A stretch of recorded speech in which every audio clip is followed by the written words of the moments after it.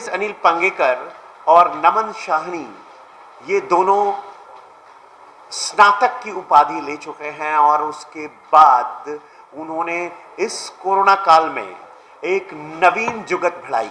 इस जुगत के अंतर्गत उन्होंने एक योजना बनाई जिसमें उन्होंने अपना एक गैंग तैयार किया और इस गैंग में उन्होंने लिया सनी भाऊ साहब कांबड़े को, संदीप ज्ञानेश्वर गुंजाल को, रोनित मधुकर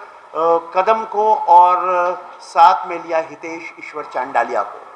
इन 6 लोगों की गैंग के द्वारा लोगों को लुभावन प्रस्ताव दिए जाते थे जिनके पास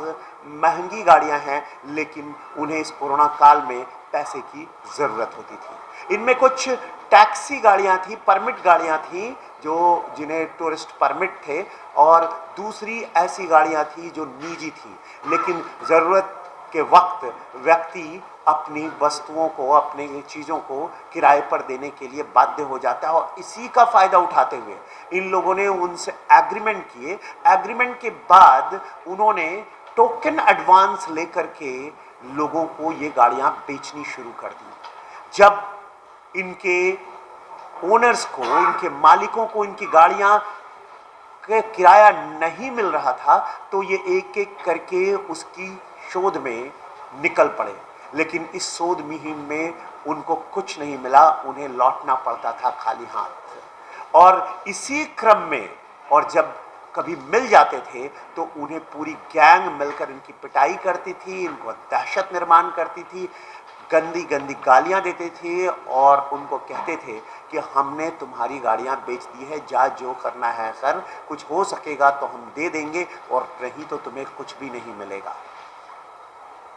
इन लोगों में से बहुत सारे लोग छोटे टेक्निकल प्रॉब्लम्स के कारण और कुछ लोगों को कि कुछ तो मिले, इस क्रम में वो दहशत में थे, डर में थे और इसीलिए वो कंप्लेन, अपराध जो है वो दर्ज नहीं करवा पा रहे थे। पर इनमें से एक फिरियादी हिम्मत से काम लिया और उसने,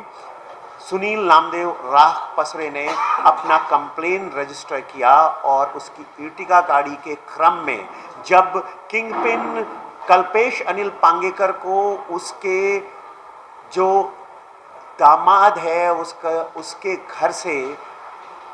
महालुंगे से अरेस्ट किया गया और दूसरे को उसके दोस्त के घर से, विमान नगर से अरेस्ट किया गया, नमन साहनी को, तो उसके बाद पूरे गैंग का पर्दाफाश हुआ और इस गैंग से 16 कार बरामद किए गए और इस सभी कार में वो लगभग आधे टोकन अमाउंट लेकर दूसरों को दे चुके थे। इसकी कीमत 1,20,20,000 रुपये।